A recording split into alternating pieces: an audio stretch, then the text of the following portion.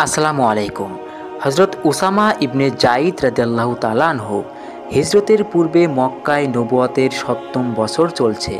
রাসূলুল্লাহ সাল্লাল্লাহু আলাইহি সাল্লাম ও তার সাহাবীরা তখন কুরাইশদের চরম বাড়াবাড়ির শিকার। ইসলামী দাওয়াতের কঠিন দায়িত্ব ও বোঝা পালন করতে গিয়ে পদে পদে তিনি নানা রকম দুঃখ বেদনা ও মুসিবতের সম্মুখীন হচ্ছেন। এমন সময় তার জীবনে একটু খুশির আলোক আভা দেখা দিল। সুসংবাদ দানকারী খুশির বার্তা নিয়ে এলো। উম্মু আইমান একটি পুত্র সন্তান প্রসব করেছেন। রাসূলুল্লাহ সাল্লাল্লাহু আলাইহি সাল্লামের পবিত্র মুখমণ্ডল আনন্দে উদ্ভাসিত হয়ে উঠল। সেই সৌভাগ্যবান নবজাতক যার ধরাপৃষ্ঠে আগমন সংবাদে আল্লাহর রাসূল সাল্লাল্লাহু আলাইহি সাল্লাম এত খুশি হয়েছিলেন এবং তিনি হচ্ছেন উসামা ইবনে জাইদ রাদিয়াল্লাহু তাআলা আনহু। শিশুটির ভূমিষ্ঠ হওয়ার সংবাদে রাসূলুল্লাহ সাল্লাল্লাহু আলাইহি সাল্লাম তার এত উৎফুল্ল হওয়াতে সাহাবীরা কিন্তু বিস্মিত হননি, কারণ রাসূলুল্লাহ সাল্লাল্লাহু আলাইহি সাল্লামের নিকট শিশুটির মাতা পিতার স্থান সম্পর্কে সবাই অবগত ছিলেন।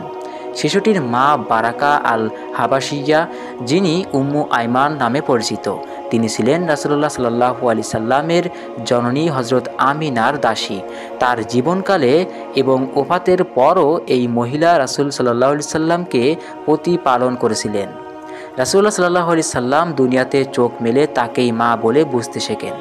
অত্যন্ত গভীর ও অকৃত্রিমভাবে রাসূলুল্লাহ সাল্লাল্লাহু আলাইহি সাল্লাম তাকে ভালোবাসতেন। প্রায়ই তিনি বলতেন, আমার মায়ের পরেই ইনি আমার মা এবং আমার আহলদের অবশিষ্ট ব্যক্তি। এই সম্মানিত মহিলাটি হচ্ছেন এই নবজাতকের গৌরবান্বিত মা। শিশুটির পিতা হলেন রাসূলুল্লাহ সাল্লাল্লাহু আলাইহি সাল্লামের স্নেহভাজন ইসলাম পূর্ব যুগের ধর্মপুত্র, বিশ্বস্ত সঙ্গী। ইসলামের পর রাসূলুল্লাহ সাল্লাল্লাহু আলাইহি সাল্লামের সর্বাধিক প্রিয় ব্যক্তি জাইদ ইবনে হারিসা রাদিয়াল্লাহু তাআলা আনহু। রাসূলুল্লাহ সাল্লাল্লাহু আলাইহি সাল্লামের সাথে মক্কার সমগ্র মুসলিম সমাজ শিশুটির ভূমিষ্ঠ হওয়ার সংবাদে উৎফুল্ল হয়েছিল। শিশুটির পিতাকে যেমন তার উপাধি দিয়েছিল হিব্বু রাসূলুল্লাহ, তেমনি তারা তাকে উপাধি দিল ইবনুল হিব বা রাসূলুল্লাহ সাল্লাল্লাহু আলাইহি সাল্লামের প্রীতিভাজনের পুত্র। তাদের এই উপাধি দান কিন্তু যথার্থই হয়েছিল। রাসূলুল্লাহ সাল্লাল্লাহু আলাইহি সাল্লাম তাকে এত অধিক ভালোবেসেছিলেন যে তা দেখে বিশ্ববাসীর ঈর্ষা হয়। উসামা ইবনে রাসূলুল্লাহ সাল্লাল্লাহু আলাইহি সাল্লামের দৌহিত্র হাসান ইবনে ফাতিমার সমবয়সী। হাসান ছিলেন তার নানা রাসূলুল্লাহ সাল্লাল্লাহু আলাইহি সাল্লামের মতো দারুণ সুন্দর, আর উসামা ছিলেন তার হাবশি মায়ের মতো কালো ও খাদা নাক বিশিষ্ট। কিন্তু রাসূলুল্লাহ সাল্লাল্লাহু আলাইহি সাল্লাম তাদের দুজনকেই স্নেহ ও ভালোবাসার ক্ষেত্রে মোটেই কম বেশি করতেন না। তিনি উসামাকে বসাতেন এক উরুর উপর এবং হাসানকে অন্য উরুর উপর। তারপর দুজনকে একসাথে বুকের মাঝে চেপে ধরে বলতেন, হে আল্লাহ, আমি তাদের দুজনকেই ভালোবাসি, তুমিও তাদের উভয়কে ভালোবাসো। শিশু উসামার প্রতি রাসূলুল্লাহ সাল্লাল্লাহু আলাইহি সাল্লামের স্নেহ ও ভালোবাসা কত গভীর ও প্রবল ছিল তা বোঝা যায় একটি ঘটনা দ্বারা। শিশু উসামা একবার দরজার চৌকাঠে ধাক্কা খেয়ে পড়ে গেল। তার কপাল কেটে রক্ত বের হতে লাগলো। রাসূলুল্লাহ সাল্লাল্লাহু আলাইহি সাল্লাম প্রথমে হযরত আয়েশা রাদিয়াল্লাহু তাআলা আনহাকে রক্ত মুছে দিতে বললেন, কিন্তু তাতে স্বস্তি পেলেন না।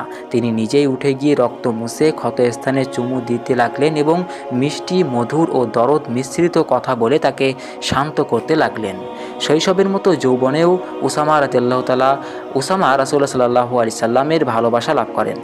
একবার কুরাইশদের অন্যতম নেতা হাকিম ইবনে হিজাম ইয়ামনের ইয়াজিন বাদশার একখানা মূল্যবান চাদর ইয়ামন থেকে 50 দিনার দিয়ে খরিদ করেন।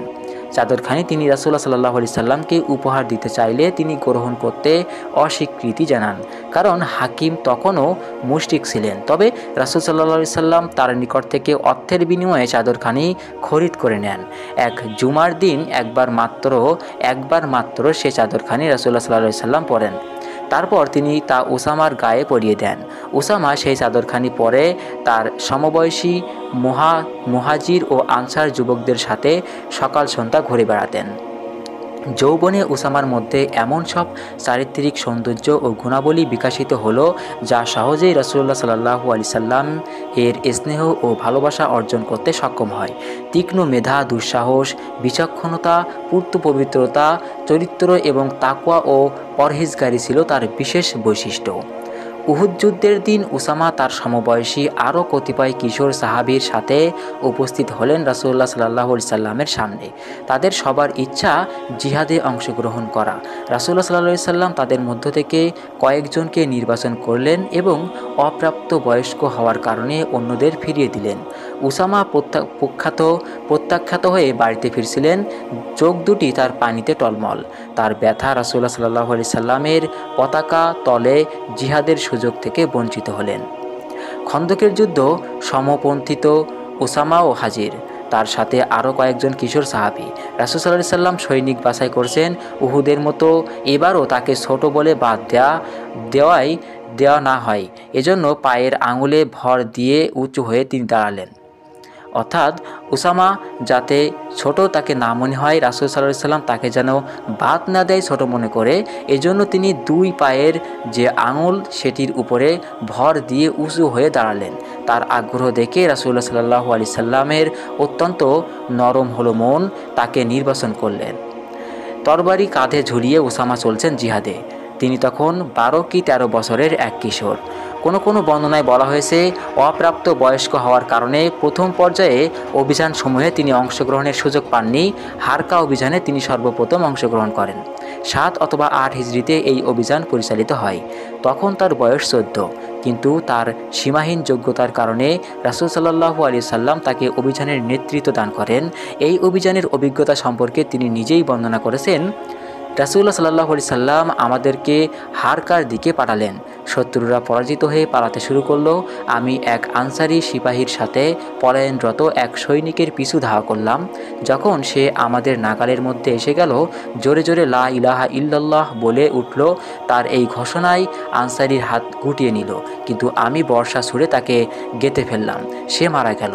অভিযান থেকে ফেরার পর বিষয়টি রাসূলুল্লাহ সাল্লাল্লাহু আলাইহি সাল্লামের কর্ণগোচর হলো। তিনি আমাকে বললেন, উসামা, কালিমা তয়্যিবা পড়ার পর তুমি একটি লোককে হত্যা করেছো। আমি বললাম, প্রাণ বাঁচানোর জন্য সে এমনটি করেছে। তিনি আমার কথায় কান দিলেন না, একই কথা বারবার আওড়াতে লাগলেন। আমি তখন এত অনুতপ্ত হলাম যে মনে মনে বললাম, হাই, আজকের পূর্বে যদি আমি ইসলাম গ্রহণ না করতাম। অন্য একটি বর্ণনা এসেছে, রাসূলুল্লাহ সাল্লাল্লাহু আলাইহি সাল্লাম তাকে বললেন, তুমি তার অন্তর ফেটে দেখলে না কেন? হুনাইনের যুদ্ধে মুসলিম বাহিনী পরাজিত হয়ে পালাতে লাগলো। উসামা তখন রাসূলুল্লাহ সাল্লাল্লাহু আলাইহি সাল্লামের চাচা আব্বাস, আবু সুফিয়ান ইবনুল হারিস সহ মাত্র 6 জন সাহাবীর সাথে শত্রু বাহিনীর বিরুদ্ধে অটল হয়ে রুখে দাঁড়ালেন। বীর বিশ্বাসীদের ক্ষুদ্র এই দলটির সাহায্যে রাসূলুল্লাহ সাল্লাল্লাহু আলাইহি সাল্লাম সেদিন নিশ্চিত পরাজয়কে বিজয়ের রূপদান করেন এবং পলায়নরত মুসলিম বাহিনীকে মুশরিক বাহিনীর হাত থেকে রক্ষা করেন। মক্কার নিজেও উসামা ছিলেন রাসূলুল্লাহ সাল্লাল্লাহু আলাইহি সাল্লামের সঙ্গী। রাসূল সাল্লাল্লাহু আলাইহি সাল্লামের সাথে একই বাহনে সওয়ার হয়ে তিনি মক্কায় প্রবেশ করলেন। রাসূল সাল্লাল্লাহু আলাইহি সাল্লামের সাথে উসামা, বিলাল, উসমান ইবনে তালহা এই 3 ব্যক্তি সেদিন কাবার অভ্যন্তরে প্রবেশের সৌভাগ্য অর্জন করেছিলেন। এই 4 জনের পরই কাবার দ্বার রুদ্ধ করে দেওয়া হয়েছিল। উসামা তার পিতা সেনাপতি যায়েদ ইবনে হারিসার সাথে মুতা অভিযানে অংশগ্রহণ করেছিলেন। তখন তার বয়স 18 বছরেরও কম। এই যুদ্ধে তিনি স্বচক্ষে প্রত্যক্ষ করেন পিতার শাহাদাত, তবে তিনি মুশরে পড়েননি।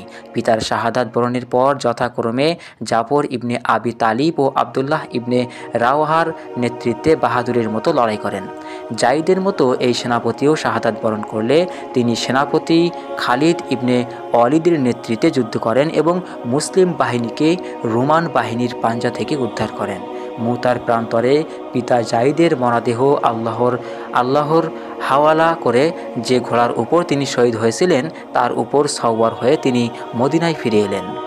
10 হিজরিতে রাসূল সাল্লাল্লাহু আলাইহি সাল্লাম রোমান বাহিনীর সাথে একটা চূড়ান্ত যুদ্ধের জন্য সেনাবাহিনী প্রস্তুত করার নির্দেশ দিলেন। হযরত আবু বকর, উমার, সাদ ইবনে আবি ওয়াক্কাস, আবু উবাইদা ইবনুল জাররাহ প্রমুখ প্রথম কাতারের সমর বিশারদ সাহাবী এবং এই বাহিনীর অন্তর্ভুক্ত হলেন। রাসূল সাল্লাল্লাহু আলাইহি সাল্লাম ওসামা বিন জায়েদকে এই বাহিনীর সর্বাধিনায়ক নিয়োগ করেন। তখন তার বয়স 20-এর কাছাকাছি। রাসূল সাল্লাল্লাহু আলাইহি সাল্লাম গাজা উপত্যকার নিকটবর্তী বালকা ও দারুম আল কিলআর আশেপাশে সীমান্তে ছাউনি ফেলার নির্দেশ দিলেন। বাহিনী যাত্রার জন্য প্রস্তুত হলো। এদিকে রাসূল সাল্লাল্লাহু আলাইহি সাল্লাম পীড়িত হয়ে পড়লেন। রাসূল সাল্লাল্লাহু আলাইহি সাল্লামের রোগ বৃদ্ধি পাওয়ায় বাহিনীসহ তিনি যাত্রা বিরতি করে মদিনার উপকণ্ঠে জুরুপ নামক স্থানে প্রতীক্ষা করতে থাকেন। সেখান থেকে প্রতিদিন তিনি রাসূল সাল্লাল্লাহু আলাইহি সাল্লামকে দেখতে আসতেন। উসামা বললেন, রাসূল সাল্লাল্লাহু আলাইহি সাল্লামের রোগ বৃদ্ধি পেলে আমি দেখতে গেলাম। আরও অনেকেই আমার সঙ্গে ছিলেন। ঘরে প্রবেশ করে দেখলাম রাসূল সাল্লাল্লাহু আলাইহি সাল্লাম চুপ করে আছেন। রোগের প্রচণ্ডতায় তিনি কথা বলতে পারছেন না।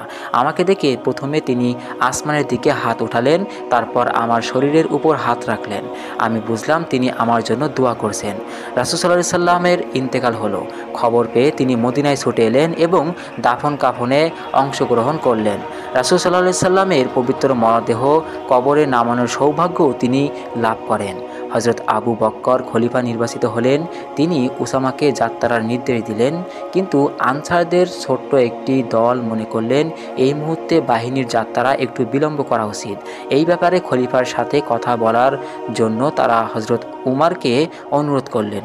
তারা উমরের এই কথাও বললেন, যদি তিনি তার সিদ্ধান্তে অটল থাকেন তাহলে অন্তত তাকে অনুরোধ করবেন উসামা থেকে একজন অধিক বয়সের লোককে যেন আমাদের সেনাপতি নিয়োগ করে। হযরত আবু বকর বসেছিলেন।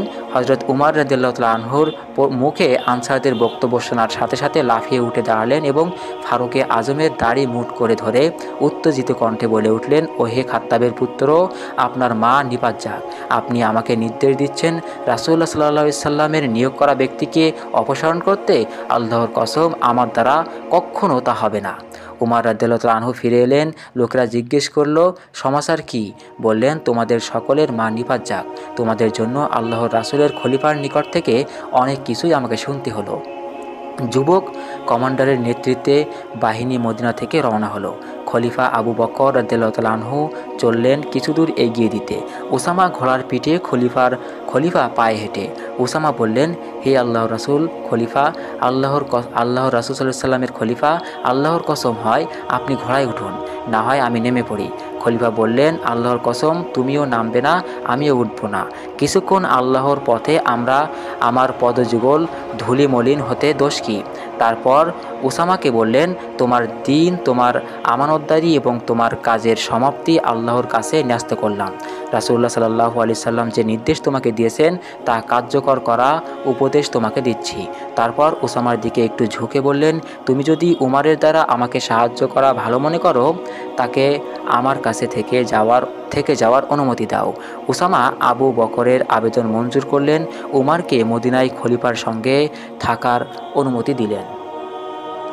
উসামা রাসূলুল্লাহ সাল্লাল্লাহু আলাইহি সাল্লামের আদেশ অক্ষরে অক্ষরে বাস্তবায়ন করেন। মুসলিম অশ্বারোহী বাহিনী ফিলিস্তিনের বালকা ও কিলায়াতুত দারুম সীমান্ত পদানত করে।